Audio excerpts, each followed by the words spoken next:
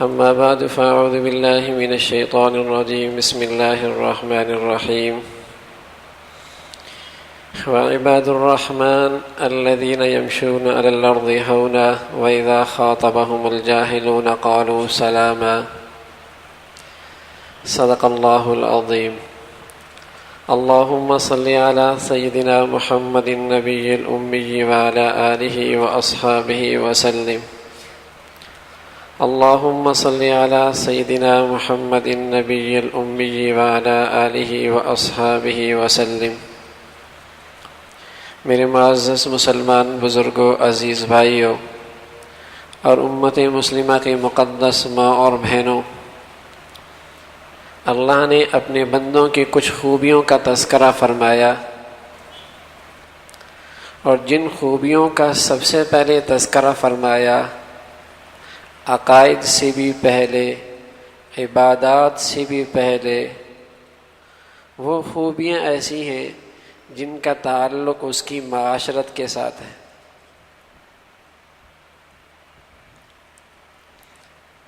عقائد اپنی جگہ اہمیت کی حامل، عبادت اپنی جگہ عظیم الشان اہمیت کی حامل، لیکن ان کا تعلق انسان کی اپنی ذات سے۔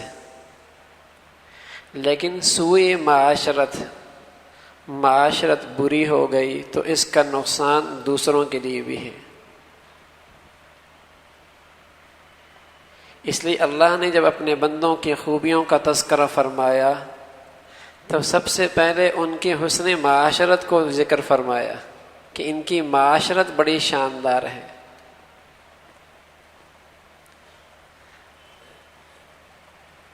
حسن معاشرت کے نتائج ہیں آپس کا اتفاق، آپس کی محبتیں، اور سوء معاشرت ایک بڑا سبب ہے نہ اتفاقیوں کا اور آپس کے اختلاف کا۔ بری معاشرت۔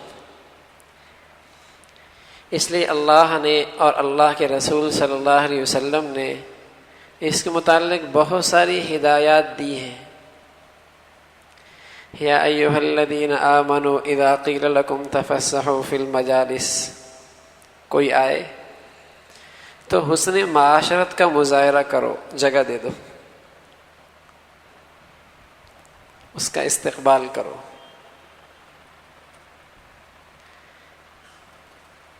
یا ایھا الذین آمنوا لا تدخلوا بیوتکم غیر بیوتکم حتی تستأنسوا، ایمان والو جب کسی کے ہاں جاؤ تو دروازہ کھٹکھٹا لو، اجازت لے کے داخل ہو۔ حسن معاشرت۔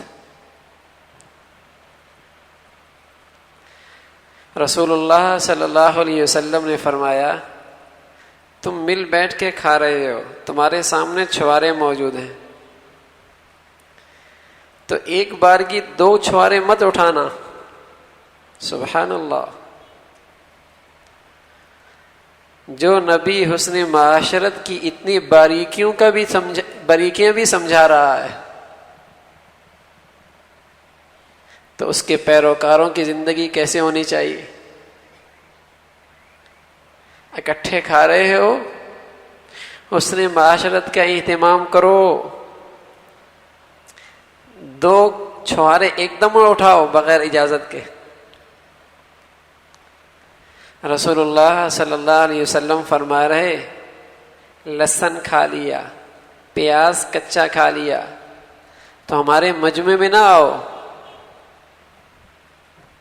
تمہارے اس سے کہیں ایسا نہ ہو کہ ساتھی کو تکلیف ہو جائے۔ حسن معاشرت۔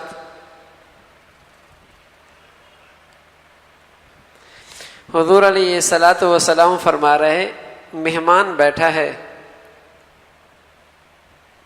کھانا کھا رہا ہے، آپ کا پیٹ بھر گیا، ہاتھ نہ کھینچو، کہیں ایسا نہ ہو کہ اسے کھاتے رہنے سے سبکی ہو۔ سبحان اللہ۔ حسن معاشرت۔ اسے کہیں شرمندگی نہ اٹھانی پڑے، کھاتے رہو۔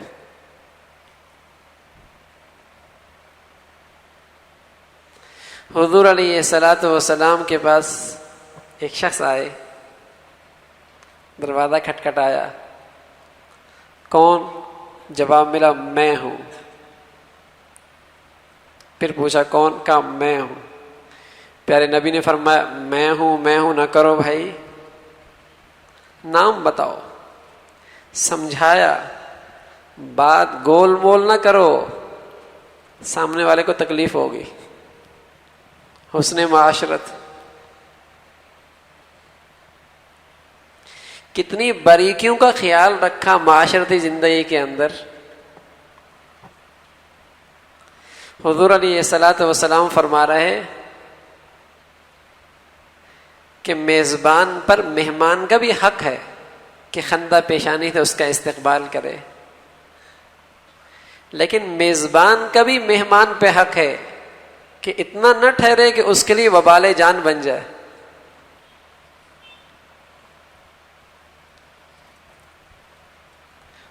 مہمان کا بھی حق ہے لیکن میزبان کا بھی حق ہے۔ مریض کی عیادت کرو، اتنی دیر بیٹھو کہ اسے تکلیف نہ ہونے لگ جائے۔ حسن معاشرت۔ تو رسول اللہ صلی اللہ علیہ وسلم نے معاشرتی زندگی کے متعلق رہنمائی فرمائی ہے۔ اسی سے انسان کی شخصیت میں کشش آتی ہے، مہذب بنتا ہے، معاشرہ سنورتا ہے، سوسائٹی محبتوں کا نمونہ بنتی ہے، اتفاق کا نمونہ بنتی ہے۔ رسول اللہ صلی اللہ علیہ وسلم کی زوجہ مطہرہ رفیقہ حیات امی عائشہ رضی اللہ تعالیٰ عنہ فرمایا حضور علیہ الصلوۃ والسلام اٹھتے، آہستہ سے اٹھتے، آرام سے چپل پہنتے، بہت آرام سے کواڑ کھولتے، پھر آرام سے اسے بند کرتے، کہیں کہ میری رفیقہ حیات کی نیند میں خرابی نہ آ جائے۔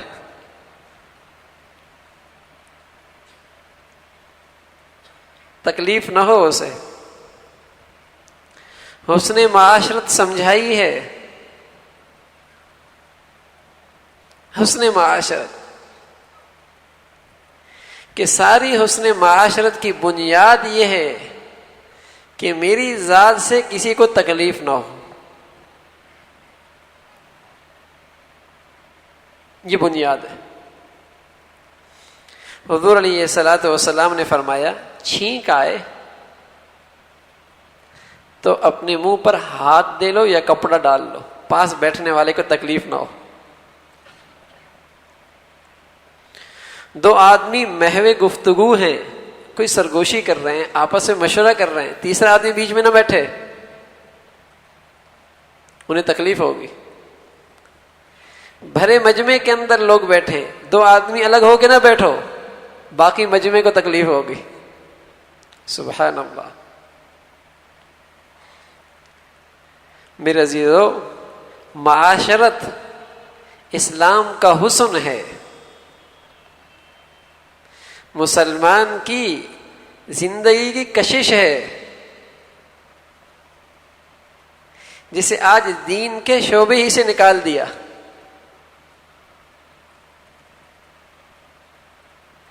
اسے دین کی حیثیت ہی دینے کے لیے تیار نہیں ہے۔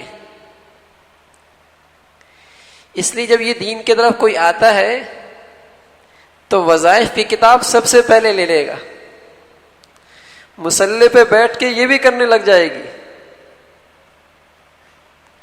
لیکن اس کی زندگی پہ یہ احتساب نہیں ہے اپنی زندگی کا کہ میں کسی کے لیے باعث ایذا تو نہیں بنی ہوئی،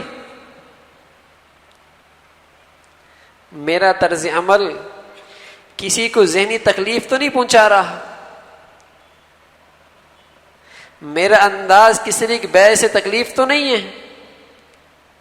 اس طرف سوچ جاتی نہیں، اس لیے کہ اس کو زندگی کا دین کا حصہ ہی نہیں سمجھا، اسے گناہ ہی نہیں سمجھتے۔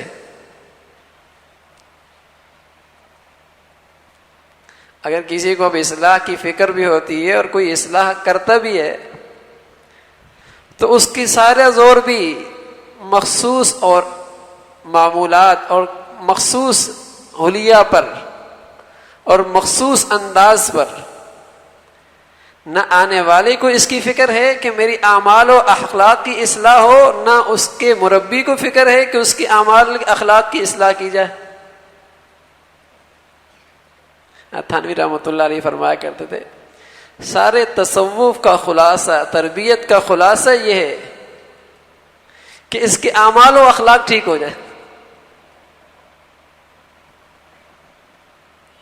یہ حاصل ہے۔ سارے ذکر و اذکار کا حاصل بھی یہی ہے کہ آدمی فرائض اور واجبات پر آ جائے، حرام اور ناجائز سے بچ جائے، اس لیے کہ وہ تو فرض ہیں، وہ تو واجب ہیں، وہ تو حرام ہیں، وہ تو ناجائز ہے۔ باقی سارے معمولات اگر ہیں تو مستحب کے درجے میں ہیں، وہ اس لیے کرائے جا رہے ہیں کہ یہ چیزیں زندگی میں آ جائیں۔ بس اوقات معمولات کرتے ہیں، اذکار بھی چل رہے ہیں، نفلی عبادات بھی ہو رہی ہیں، لیکن معاشرتی خرابیاں زندگی کا حصہ بنی ہوئی ہیں، ترقی نہیں ہوتی، سوء معاشرت۔ یہ نہیں دیکھا جاتا کہ میرے طرز عمل سے کسی کو تکلیف تو نہیں ہو رہی۔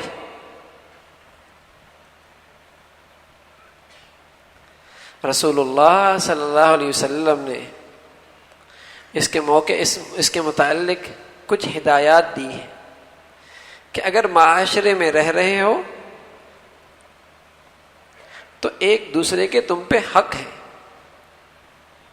اور ایک موقع پہ رسول اللہ صلی اللہ علیہ وسلم نے فرمایا کہ المسلم اخو المسلم، پہلی بات تو یہ سمجھو کہ مسلمان مسلمان کا بھائی ہے،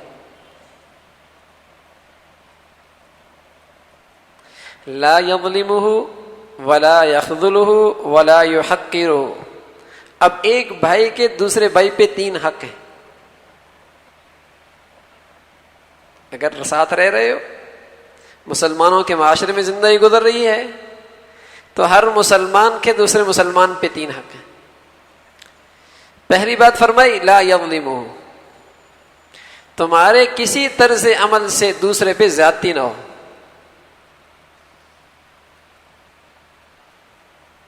کسی طرز عمل سے کوئی تمہارا طرز عمل ایسا نہ ہو جس سے دوسرے کو ذہنی تکلیف پہنچے، مالی نقصان پہنچے، جسمانی ایذا پہنچے، اس کا خیال کرو۔ لا یظلمہ۔ اور فرمایا دوسرا حق یہ ہے کہ ولا یخذلہ، اور کہیں لوگ اس کی عزت و آبرو کو پامال کر رہے ہوں تو ایک بھائی کا دوسرے بھائی پہ حق ہے کہ وہ اس کا دفاع کرے، اسے بے یار و مددگار نہ چھوڑے۔ بلکہ نبی علیہ الصلوۃ والسلام نے تو اس کی اہمیت اتنی بتلائی کہ کوئی شخص کسی کی عزت و آبرو کا دفاع کر سکتا ہے اور پھر نہیں کر رہا تو ایک ایسے موقع پہ جب اسے دفاع کی ضرورت ہوگی اللہ اسے اپنی مدد سے محروم کر دے گا۔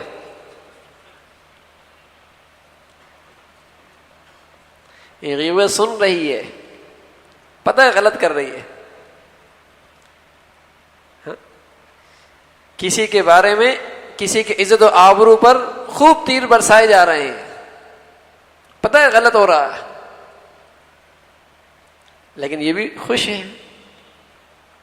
محفل سجتی نہیں ہے جب تک کہ کسی کی عزت و آبرو کو پامال نہ کیا جائے،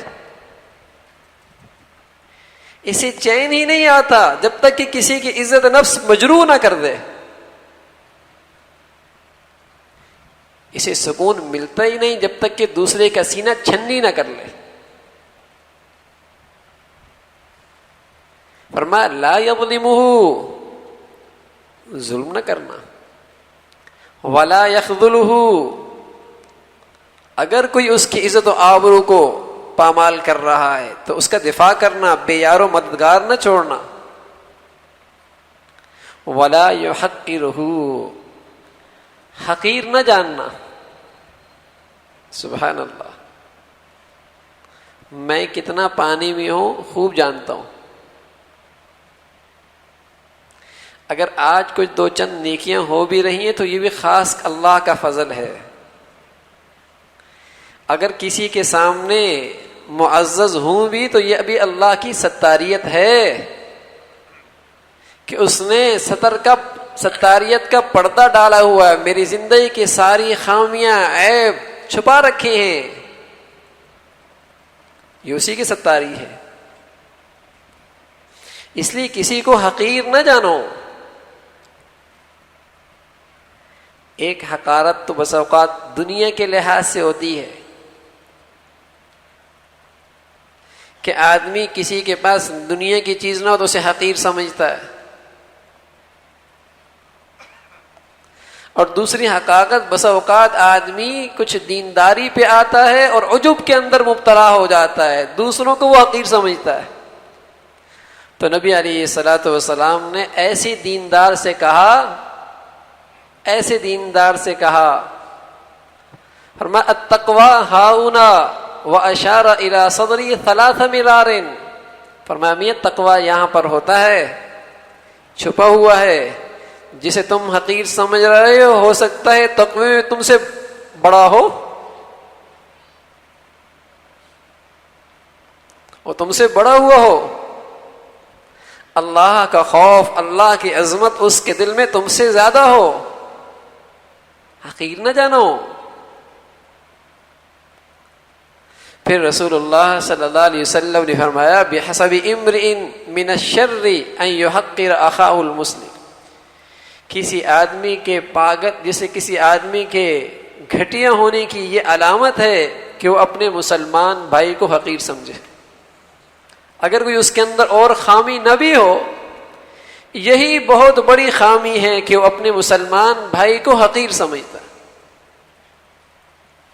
تکبر کے بول، عجب کے بول، بڑیا بول، دوسروں پر حقارت کے انداز، حقارت کے طعنے، یہ سب سوء معاشرت، بری معاشرت ہے جس سے سارا معاشرہ بجائے پھولوں کے سیج کے کانٹوں کا سیج بنی ہوئی ہے. حقارت کی نظر سے، انداز ایسا، بول ایسے، طرز عمل ایسا کہ ایک گھر میں رہ رہے، ایک خاندان کے افراد، ایک محفل میں اٹھنے بیٹھنے والے، ایک دفتر میں کام کرنے والے، ایک فیکٹری میں اکٹھے رہنے والے، ایک ساتھ اٹھنے بیٹھنے والے، ایک مسجد کے صف میں اکٹھے موجود، اور سب سے بڑی بات مسلمان، لیکن دل ٹوٹی ہوئی، دلوں میں نفرت. یہی سوء معاشرت ہے، بری معاشرت، کہ معاشرتی زندگی کے اندر سے اسلامی زندگی سے، اسلامی ہدایات سے معاشرت خالی ہے اور نبی کی ہدایات سے محروم ہے. تو رسول اللہ صلی اللہ علیہ وسلم فرما رہے کہ آدمی کا شر ہونے کے لیے یہی کافی ہے کہ وہ کسی کو حقیر سمجھے. پھر فرمایا کل المسلم علی المسلم حرام دمہ ومالہ وعرضہ. خیال کرنا، ایک مسلمان کا خون، مال، عزت، یہ سب دوسرے مسلمان پہ حرام ہے. یہ معاشرتی زندگی کے آداب بتائے، آداب بتائے. ان الذين ينادونك من وراء الحجرات اکثرهم لا يعقلون. بنو تمیم کے کچھ لوگ آئے اور انہوں نے آ کر جو آداب معاشرت سے ناآشنا تھے، حضور علیہ الصلوۃ والسلام کو زور زور سے آواز دینے لگے، یا رسول اللہ اخرج الینا، ہماری طرف تشریف لائیں. اللہ نے یہ آیتیں اتار دی. بڑے بے ادب ہیں. تو مفسرین نے اس آیت کے تحت معاشرت کے آداب بتائے کہ جب کسی بڑے کے پاس جاؤ تو اسے زور سے نہ بلاؤ، اس کے پاس جا کر بات کرو. ماں کو زور سے نہ پکارو، باپ کو زور سے نہ پکارو، دور سے نہ پکارو. کسی بزرگ کے پاس جاؤ تو پاس جا کر بات کرو. معاشرت کے آداب ہیں, اس سے انسان کی شخصیت میں نکھار آتا ہے, لگتا ہے کہ یہ مہذب ہے. اس لیے فرمایا نہیں, یہ انداز صحیح نہیں ہے. یہی وجہ ہے مفسرین نے لکھا کہ نبی علیہ الصلاۃ والسلام کے روزے پہ جا کر تو یہ کہنا چاہیے الصلاۃ والسلام علیک یا رسول اللہ, یہ الفاظ کہنے چاہیے روزے پہ جا کر. لیکن دور سے یہ کہنا یہ حضور کے شان میں بڑی بے ادبی ہے.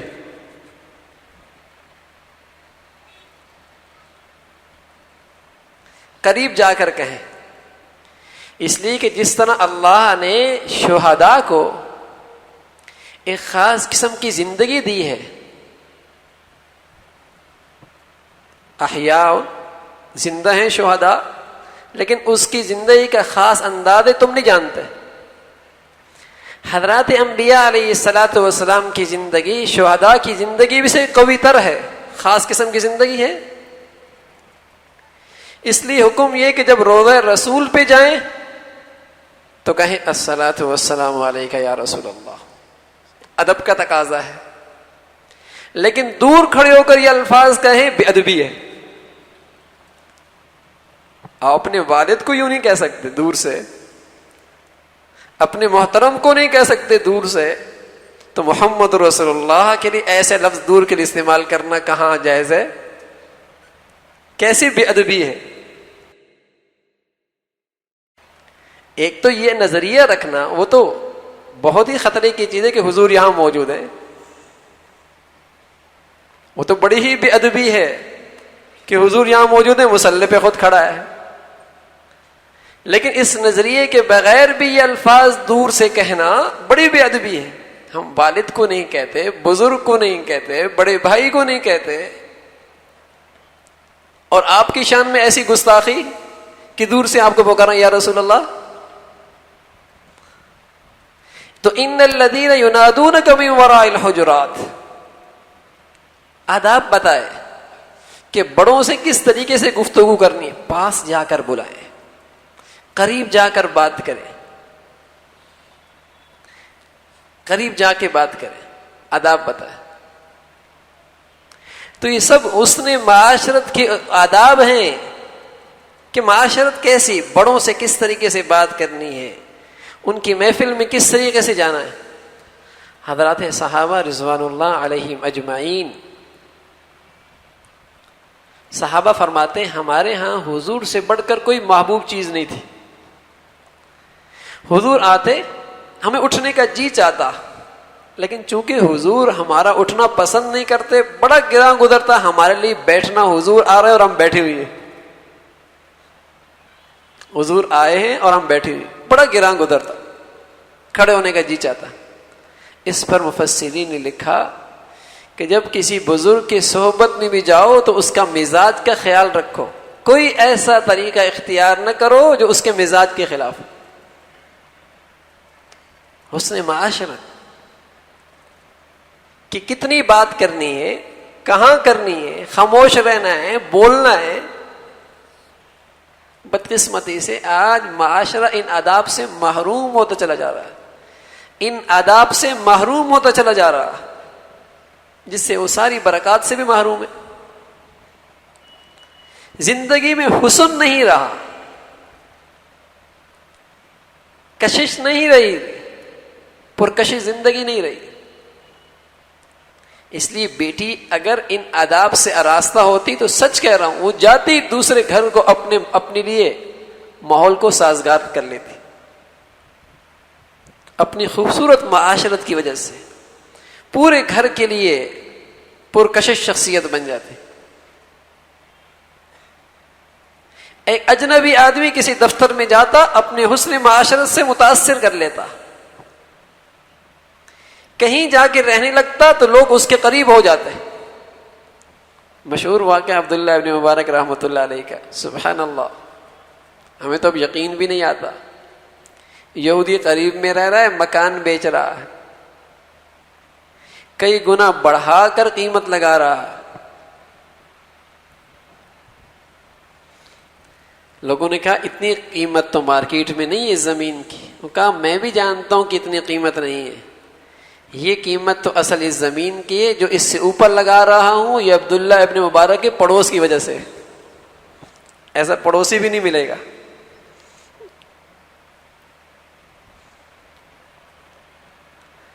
تو ایسی پرکشش زندگی مسلمان کی ہوتی تو پڑوس قیمتی بن جاتا,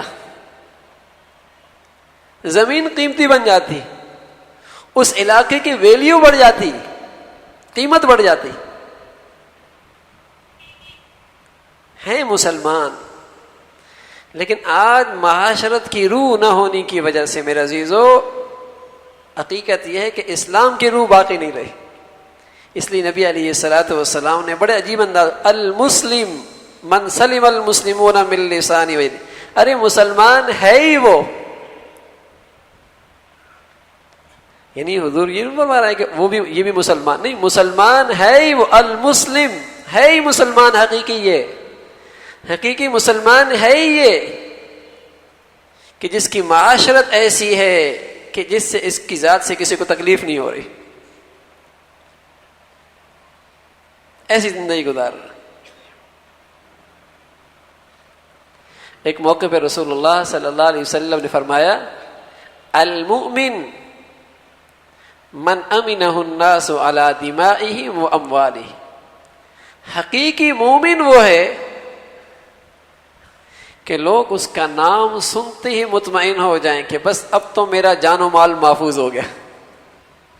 میرا پڑوسی مومن, میرا ملازم مومن, میرا ڈرائیور مومن, میرے گھر میں آنے والی بیٹی مومن, میری بیٹی جہاں مومن کے گھر میں رہی ہے مطمئن, اب تو اس کا جان و مال محفوظ ہو گیا. یعنی اس کی حسن معاشرت اتنی شاندار ہو کہ مومن کا نام آتے ہی آدمی کا دل گواہی دے کہ اب تو میرا جان و مال محفوظ ہو گیا.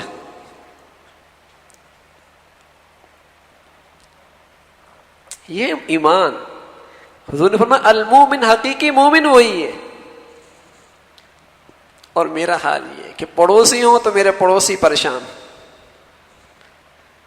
دکاندار ہوں تو میرے ساتھ معاملہ کرنے والا پریشان, ملازم ہوں تو میرا صاحب مجھ سے پریشان,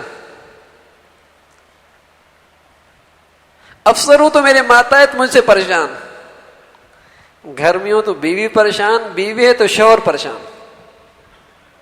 الامان والحفیظ. گزریں گے جو کھایا روڈ پہ پھینک دیں گے, یہ نہیں سوچا کہ اس چھلکے سے کوئی گر جائے گا.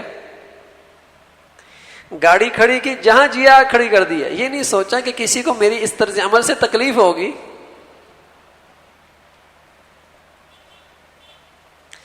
کام گھر کا پڑا جیسے مرضی باہر کر دیا, یہ نہیں سوچا کہ راستے سے گزرنے والوں کو پریشانی ہوگی. چونکہ آج زندگی میں معاشرت کے آداب نہیں ہیں, اس لیے ہر شخص دوسرے کے لیے باعث ایذا بنا ہوا, اور پورا معاشرہ تکلیف اور ایذا کے اندر مبتلا ہے. ہر شخص کو دوسرے سے شکایت, کیا گھر, کیا باہر, کیا بازار, کیا دفتر, ہر شخص. اور اللہ اکبر, اور یہ سب کچھ وہ قوم کر رہی جس کی زندگی, جس کی نبی کی سراپا زندگی ہی اس نے معاشرت کا نمونہ تھی.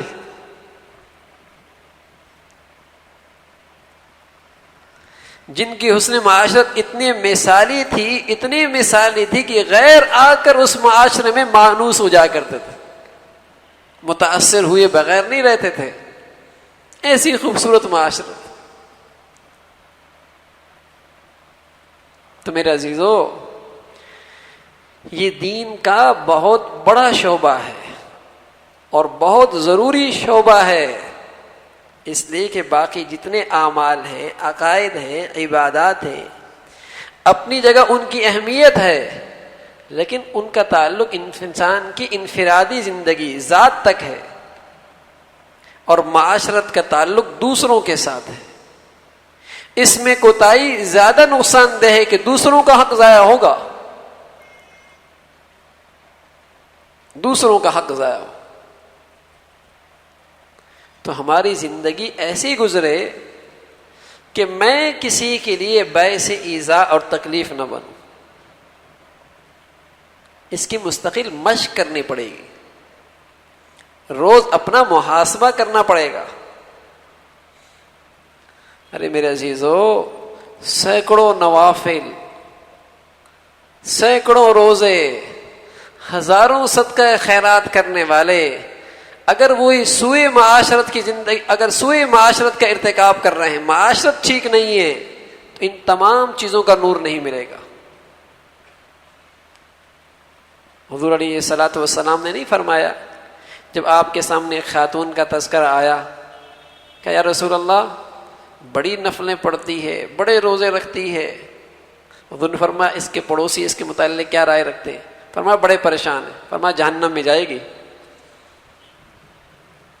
دوسری خاتون کا تذکرہ آیا، فرمایا کیا کرتی ہے؟ کہا اللہ کے رسول کوئی زیادہ لمبے چوڑے وظائف تو نہیں کرتی، فرائض واجبات پورے کرتی ہے. فرمایا پڑوسی؟ فرمایا پڑوسی اس سے بڑے مطمئن ہیں. فرمایا سیدھی جنت میں جائے گی. سبحان اللہ. یہ صرف عورت کے لیے نہیں، مرد کے لیے بھی ہے، ہر شخص کے لیے ہے کہ حسن معاشرت ہے، زیادہ عبادت نہیں کر رہا لیکن فرائض واجبات پورا کر رہا ہے، اللہ کی رضا نصیب ہو جائے گی، تکلیف نہیں ہے. ارد گرد جو لوگ رہ رہے ہیں، اس کی بیوی ہے، اس کا شوہر ہے، اس کی اولاد ہے، اس کے بھائی ہیں، اس کے خاندان ہیں، اس کے ساتھ معاملہ کرنے والے ہیں. میں اپنی ذات سے کوشش کروں کہ میری ذات سے کسی کو تکلیف نہ پہنچے، چاہے مجھے اس کے لیے نوافل کی قربانی دینی پڑے، چاہے اس کے لیے مجھے مستحبات کی قربانی دینی پڑے. بس اوقات آدمی مستحبات کرنے لگتا ہے اور حرام کا ارتکاب کر لیتا ہے، ایذا پہنچاتا ہے. بھائی حجر اسود کا بوسہ دینا نفل ہے نا، مستحب ہے، اور کوئی معمولی مستحب نہیں. پیارے نبی فرمایا کرتے تھے ایسا ہے جیسے کہ اس نے اللہ سے مصافحہ کیا ہے. لیکن کیا فرمایا نبی علیہ الصلوۃ والسلام نے؟ اگر کسی کو ایذا پہنچ رہی ہے تو دور سے استلام کر لو، تکلیف نہیں پہنچانی، دور سے کر لو. جماعت میں شرکت کوئی معمولی عمل ہے؟ بہت بڑا عمل ہے. لیکن فرمایا اگر تمہارے منہ کے اندر کوئی ایسی بیماری ہے جس بدبو کی وجہ سے دوسروں کو تکلیف پہنچتی ہے تو تمہارا مسجد کے بجائے گھر میں نماز پڑھنا ضروری ہے. تکلیف نہیں، تکلیف نہیں. لیکن بس اوقات آدمی اپنے نفس پہ چلتا ہے، اپنی طرف سے دین پہ چلتا ہے، آزاد شترے بے مہار، نہ کسی کے ماتحت، نہ کسی سے مشورہ، نہ کسی کی تربیت میں، نہ کسی کے رہنمائی، اپنے طرز پہ چلتا ہے، جس کا نتیجہ یہ ہے کہ اس کی زندگی میں حسن نہیں آتا، ترقی نہیں ہوتی.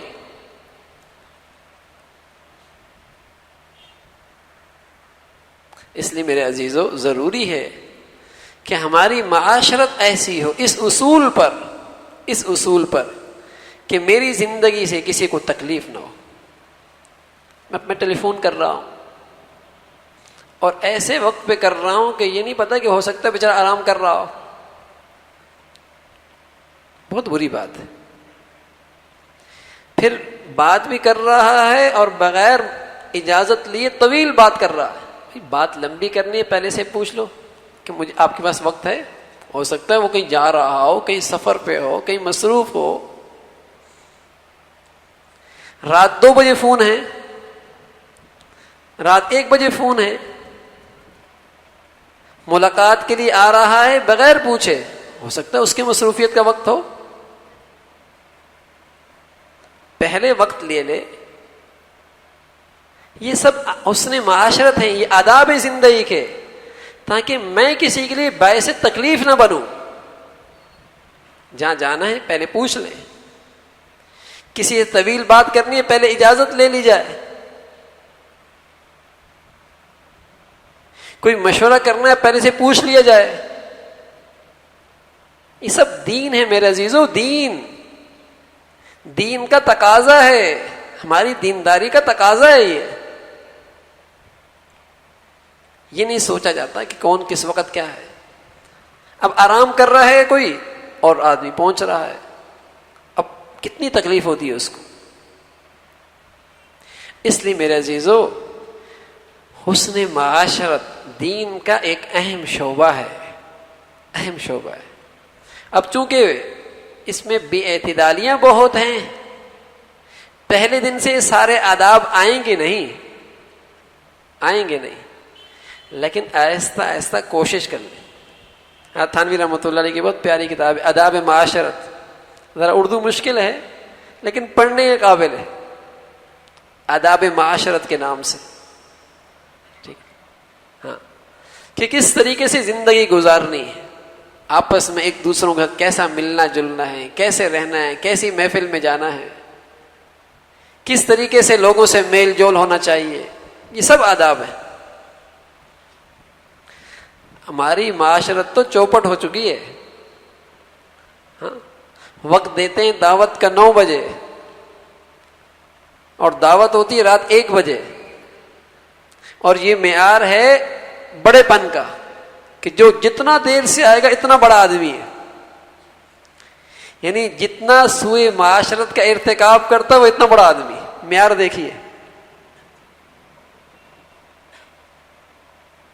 یہ معیار ہے ہمارے معاشرے کا.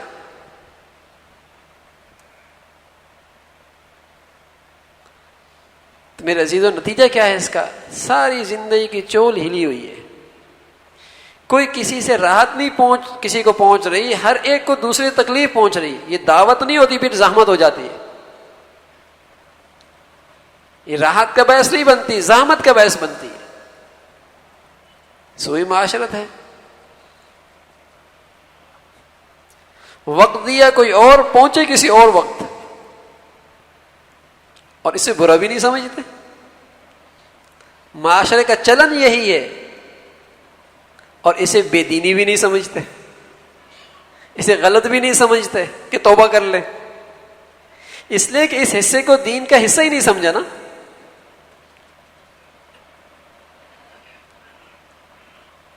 لیکن اس کی نحوست یہ کہ زندگی میں توازن نہیں، اعتدال نہیں، کشش نہیں، اتفاق نہیں رہا، اتحاد نہیں رہا. اس لیے کہ سوء معاشرت کا لازمی نتیجہ یہ ہے کہ اس سے اختلاف پیدا ہوگا، نہ اتفاقیاں وجود میں آئیں گی. تکلیف جو ہو رہی ہے، اس لیے ہم اپنی زندگی کا، اپنے معاشرت کا جائزہ لیں. کہاں کہاں سکم ہے، کہاں کہاں کوتاہی ہے، کہاں کہاں کمزوری ہے، آہستہ آہستہ کر کے ان سب کا ازالہ کیا جائے، ان سب کا ازالہ کیا جائے. پھر انشاءاللہ ہم تھوڑی سی عبادت کریں گے، تھوڑے سے معمولات کریں گے، تھوڑے سے اذکار کریں گے، انشاءاللہ وہ نورانیت محفوظ ہوتے چلی جائے گی، پھر ترقی ہوگی. اللہ بھائی مجھے بھی اور آپ کو بھی کہنے سننے سے عمل کی توفیق نصیب فرما دے. وآخر دعوانا الحمدللہ رب العالمین. الحمدللہ رب العالمین والصلاة والسلام علی سیدنا محمد وعلی آلہ واصحابہ اجمعین. لا الہ الا اللہ الحلیم الکریم سبحان اللہ رب العرش العظیم. نسألک موجبات رحمتک وعزائم مغفرتک والغنیمة من كل بر والسلامة من كل إثم. اللهم لا تدع لنا ذنبا إلا غفرته يا أرحم الراحمين، ولا هما إلا فرجته، ولا حاجة هي لك رضا إلا قضيتها يا أرحم الراحمين. ربنا ظلمنا أنفسنا وإن لم تغفر لنا وترحمنا لنكونن من الخاسرين. ہے اللہ، جو کچھ کہا سنا عمل کی توفیق نصیب فرما.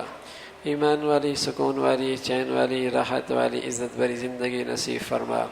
اے اللہ اپنا تعلق نصیب فرما. اپنی محبت نصیب فرما، حسن معاشرت نصیب فرما۔ اے اللہ ہماری زندگیوں کو ہر قسم کے کمزوریوں سے پاک فرما، گناہوں سے پاک فرما، اپنا سچا تعلق نصیب فرما۔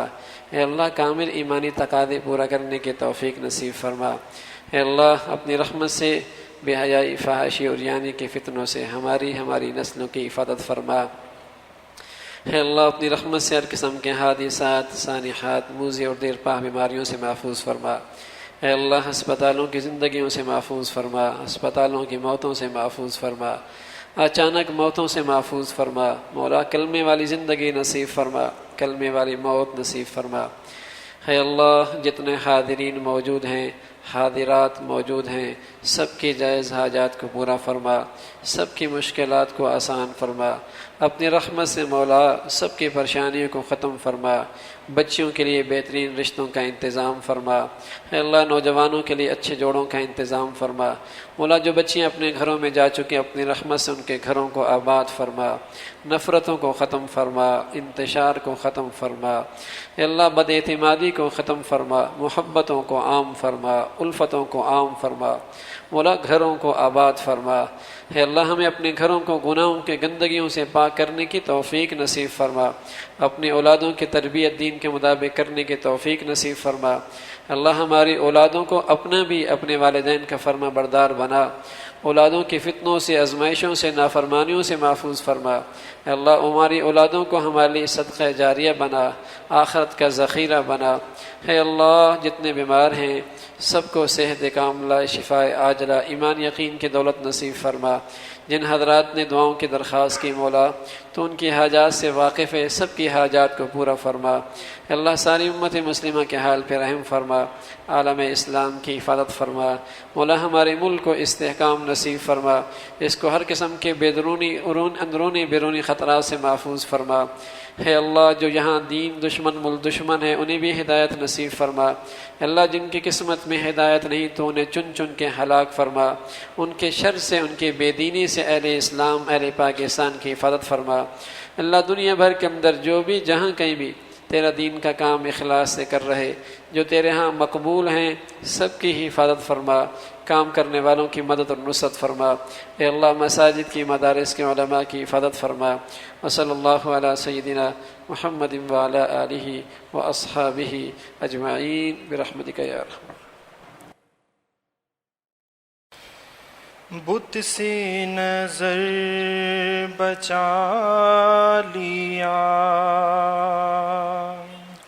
بت سے نظر بچا لیا، دل میں خدا کو پا لیا، بت سے نظر بچا لیا، دل میں خدا کو پا لیا، رستے کا غم اٹھا لیا، منزل کو ہم نے پا لیا، رستے کا غم اٹھا لیا، منزل کو ہم نے پا لیا، بت سے نظر بچا لیا، دل میں خدا کو پا لیا،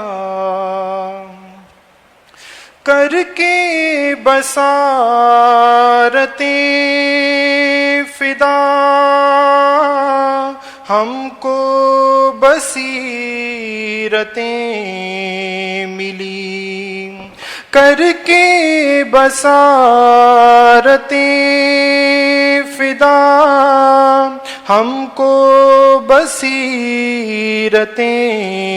ملی، ہم کو بصیرتیں ملی، سوچ خدا کو کیا دیا، دے خدا سے کیا لیا، سوچ خدا کو کیا دیا، دے خدا سے کیا لیا، بت سے نظر بچا لیا، دل میں خدا کو پا لیا، صبح سے شام تک جو ہو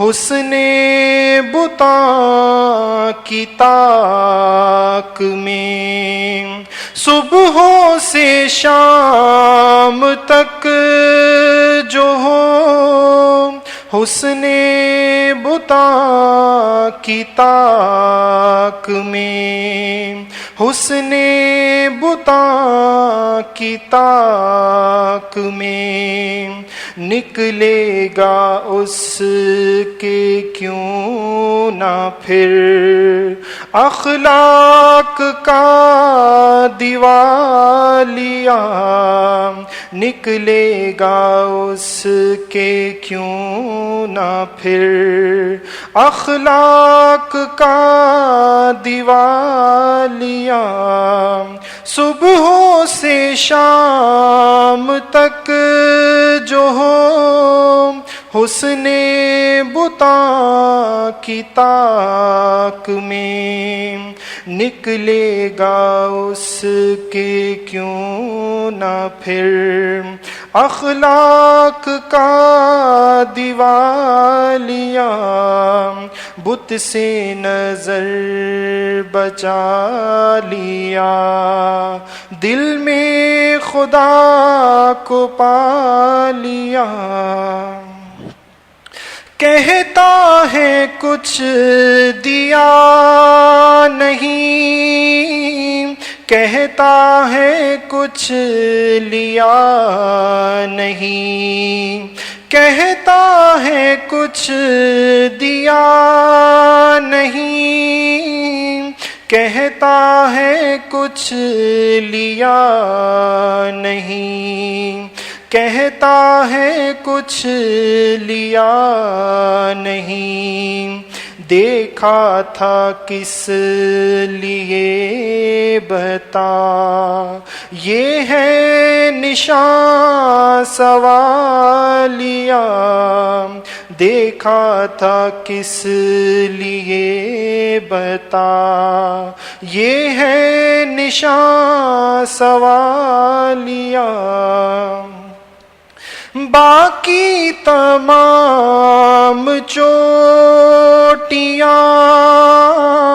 چھوٹی ہیں بس تو یہ سمجھ، باقی تمام چوٹیاں چھوٹی ہیں بس تو یہ سمجھ، چھوٹی ہیں بس تو یہ سمجھ، نظریں بتوں سے کیا بچیں، طے کر لیا ہمالیہ، نظریں بتوں سے کیا بچیں، طے کر لیا ہمالیہ، بت سے نظر بچا لیا، دل میں خدا کو پا لیا،